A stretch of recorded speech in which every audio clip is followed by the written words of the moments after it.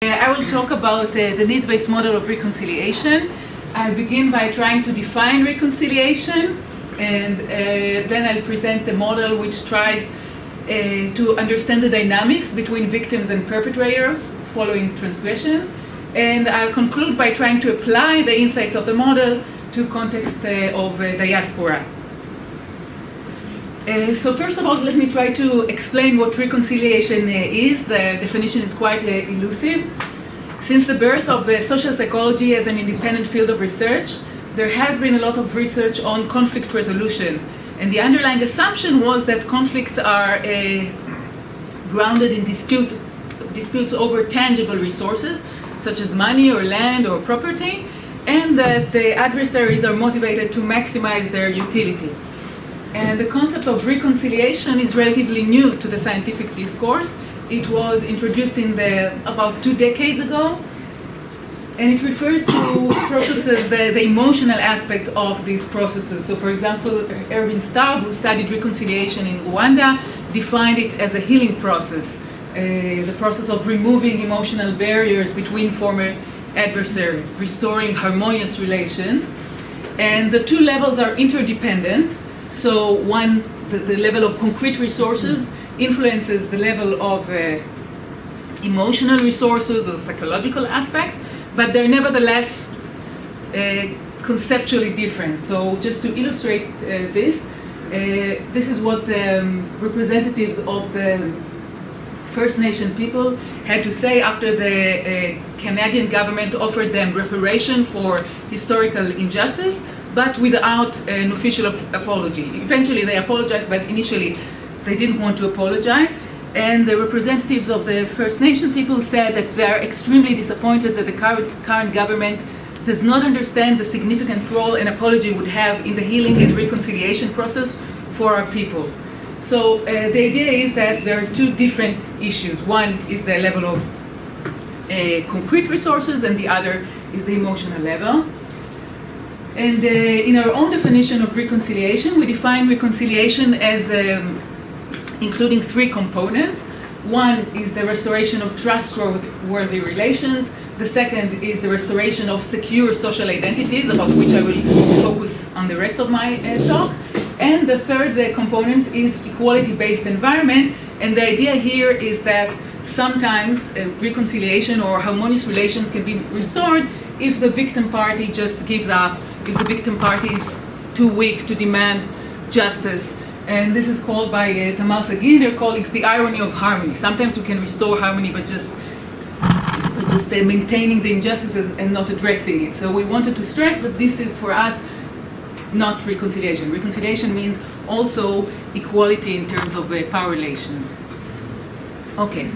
A major social mechanism for restoring harmonious relations is the apology forgiveness cycle, which can dramatically transform the relations between former adversaries. And if we listen to the language that is used when people talk about the apology forgiveness cycle, they say things such as, I owe you an apology, or I accepted your apology. And this made us conceptualize reconciliation as an act of social exchange. So we argue that following transgressions, both victims and perpetrators experience threat over specific dimensions of their identities. This leads to different emotional motivational states. They are motivated to restore their positive identities, and to the extent that they manage to restore positive identity, for example, through using the apology forgiveness cycle, this can remove the threats to their identities and increase their willingness to reconcile with each other. If so, the next question was, what are the impaired identity dimensions among victims and perpetrators? And here we turn to theorizing about the big two in social psychology, according to which there are 2 fundamental content dimensions, along which groups or social targets in general are perceived and judged. And sometimes one content dimension is called agency, or sometimes competence or power or dominance, and the other one is called communion, or the moral social dimension, or the warmth dimension. And what we argued is that victims experience threat to their sense of agency, and they are motivated to restore their agency. And one way through which they can restore agency is by having the perpetrator apologize to them, because then the victim can decide whether or not the debt, the moral debt that the perpetrator owes to him or her, can be cancelled, and this is empowering. As for perpetrators, we argue that they feel an anxiety over social exclusion because the social sanction that is imposed upon people who breach the moral standards of their community is their rejection. So perpetrators are motivated to restore their positive moral identity and feel that they are reaccepted to the community. And one way through which they can address this need is by having the victims express forgiveness to them. So this just summarizes the model. We argue that victims experience a threat to their sense of agency, resulting in an increased need for empowerment. To the extent that they restore agency, they are more willing to reconcile. Perpetrators experience threat to their moral image, resulting in an increased need for acceptance. And to the extent that they address this need, they restore their positive moral identity and show increased willingness to reconcile. We tested this model in various contexts. I would just mention one study in which we tested it. Here we had Jewish and German students as participants, and they were exposed to two types of messages that were allegedly conveyed by a representative of the outgroup. One type of message stressed acceptance. So the representative said things like, we should accept the Jews or the Germans. It is not easy for them to live with the past. And the other message stressed was empowering. It stressed the in-group's right to feel strong and proud in their country. We should cherish the contribution of the Jews or Germans to humanity, and so forth. And then we measured their willingness to reconcile with the outgroup. And what we found here is that Jews representing the victim group, when referring to the context of the World War II, had a higher willingness to reconcile following an empowering message, whereas Germans showed a higher willingness to reconcile following an accepting message.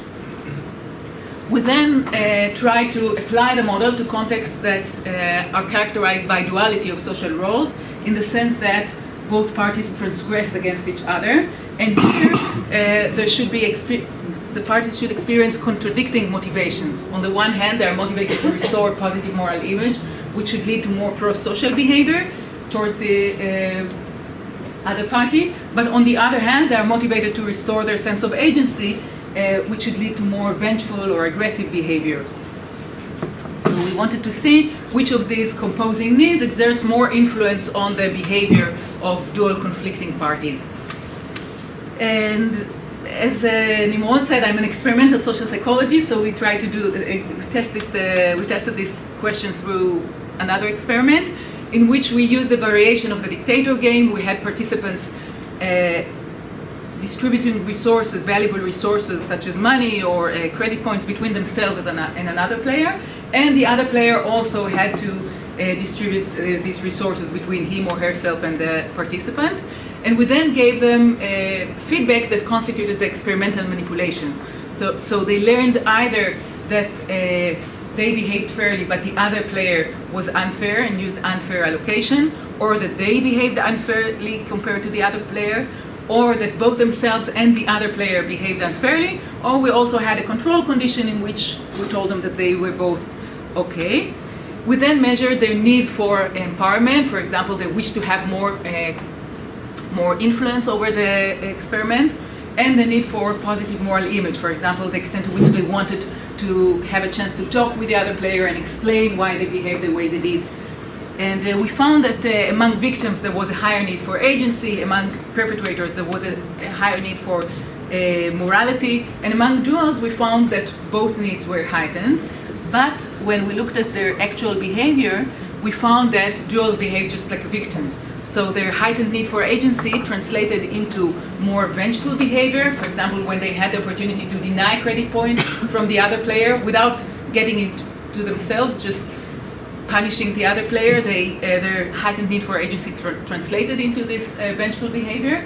And their heightened need for morality didn't translate into more pro-social behavior. For example, when we gave them an opportunity to to donate credit points to the other other player, they didn't take this opportunity. So if you look at the graphs, they behave just like victims and not like perpetrators, because among perpetrators, we found that their heightened need for morality translates into more pro-social behavior. And we found the same thing in other contexts as well, and we call this pattern of results the primacy of agency. We argue that among dual conflicting parties, they need both agency and morality, but the need for agency is stronger. It is experienced as more pressing. And people here who are familiar with the work of Colin Leach may ask, but what about the primacy of morality? Because there is a lot of work in social psychology showing that people care most about their morality. When they look about the dimension of identity that determines the feeling of distance from the group or pride in the group, it's morality more than any other dimension. And we thought that perhaps it depends on whether or not a conflict is present. So we thought that in the presence of conflict, we will see the primacy of agency, as we did, but in the absence of salient conflict, we will see the primacy of morality, as found by Leach and his colleagues. And we also thought that if the need for agency is experienced as so pressing and exerts so much influence on their behavior, perhaps if we affirm this need, if we remind these people that their in-group is competent, is resilient, is self-determined, has influence, perhaps this can address the pressing need for agency and allow the otherwise unprioritized need for morality to come to the fore and exert more influence on their behavior. And again, we tested it in a lot of contexts. I will mention just one of them. Here we recruited Swiss participants. In 2014, the Swiss voters decided for a referendum which limited immigration to Switzerland, and by this this was a breach of an existing treaty with the EU. So, and in response, the EU imposed various sanctions on Switzerland. And we thought that Swiss participants can be conceptualized as dual conflicting parties because on the one hand, they knew that their vote breached an existing treaty, but they also thought or also felt that the response of the EU was illegitimate because they illegitimately intervened with the Swiss democratic system. So we recruited the Swiss yes voters and then randomly assigned them to one of three experimental conditions. In one of them, we measured their agentic and communal goals regarding other groups in general, without mentioning the specific conflict with the EU. In another experimental condition, we measured communal and agentic goals referring to the EU. So it looks like when Swiss leaders interact with leaders of the EU, it is important that we are tough, or that we are nice, or that we are friendly, or that we are assertive. So in this way, we can measure agentic and communal goals. And we also had a third condition in which we asked them about how their leaders should interact with the EU, but we also affirmed their sense of agency by asking them to write about why Switzerland is so successful and competent, and as you can imagine, in their case it was very convincing. And here's what we found. We found that in the no conflict condition, when they thought about other groups in general, without thinking about the EU, you can see indeed the primacy of morality. So they express more communal goals than agentic goals. In the conflict condition, we get the opposite. So they care more about agentic goals than about communal goals. And in the conflict with affirmation condition, we see a balance. So we don't get the primacy of morality again, or the primacy of commonality here, but you can see some kind of balance. We no longer see the primacy of agency effect as well. And again, we replicated it in various contexts. I will just very briefly mention the opposite manipulation of morality affirmation. And I think that according to our logic, you can think that perhaps if we affirm the morality of perpetrating groups, they should show more pro-social goals, more communal goals, because you remove the threat posed to their identity. And this is, again, I think it's counterintuitive because there is a lot of work on moral licensing. So one could also think that if, for example, as an Israeli, I think about how moral my group is, this will make me feel that I'm entitled to behave immorally. There's a lot of work on that. But we think that, again, whether a conflict is present or absent serves as a moderator. So we will see moral licensing when you get moral affirmation in the absence of conflict, but in the presence of conflict and a salient moral threat to the identity, perhaps a moral affirmation can increase pro-social behavior because it removes the threat to the identity. One study that may provide some indirect evidence to this suggestion is a study that was conducted in Australia. And there they found, by Fiona Barlow and their colleagues, and they found that when Australians, white Australians, learned that the in-group apologized to the victim group of Aboriginals, it restored their positive moral image, regardless of the response of the victim group. Just learning that their own in-group apologized made them feel that they are more moral, and this heightened morality translated into more pro-social tendencies. So they were more willing to compensate the victim group, which is 2 minutes. Okay. Okay. So this is consistent with what international Mark Goppin said, that what goes on between people cannot be separated from what is going on within people. So the idea is that if we want to improve the relations between people or between groups, we need to make sure that they have secure identities or positive identities, and this would mean agency for victims, morality for perpetrators, and in cases of dual conflicts, we think that the agency is more important. So, okay, so this work I won't talk about, but hopefully Masi will, right? No, you're not. So, yeah, but I don't have time. So I just mentioned that people also in dual conflicts, people also engage in competitive victimhood. They fight over the victim status, and what we found is that if you affirm their victimization, again, I think it's counterintuitive, they are more willing to reconcile. If, for example, among Israelis and Palestinians, you tell them that their group has undergone a lot of suffering, they are more willing to act, among Israelis, for example, to act to promote peace. And this is, again, why do I think that it's counterintuitive? Because you could think that if you affirm my victimization, then I'm entitled, because victims have a sense of entitlement, that, you know, everybody has to compensate them or to empower them, but here we find the opposite. And we think again that it has to do with the restoration of positive identity or the removal of threat to the identity. We also, why aren't you talking about it? I'll explain later. Okay, so we also showed that if we induce conflicting groups to think of themselves as having an inclusive victim, both parties are victims of the conflict, or both parties are perpetrators in the conflict and inflicted a lot of harm on the other side, this also reduced competitive victimhood. I will just explain why I put this.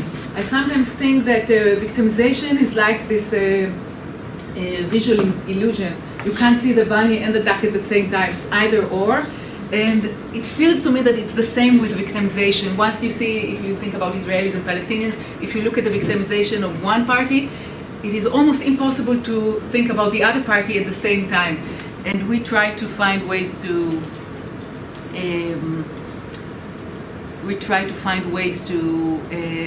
make it possible. Just one last thing that I would like to mention is that despite the common victimhood, there is also evidence of different needs of the stronger and weaker party. So maybe both of them are victimized, but there are also power differences. And here this work by Bruno and Sachs found that among Palestinians it was more important in terms of readiness to reconcile to have their voice heard. It was more important for them to speak up and to talk about, they call this perspective giving, And for the Israelis, and they also replicated it among Mexicans and Americans, it was more important to listen to the other parties. So there is common victim identity, but at the same time also power differences.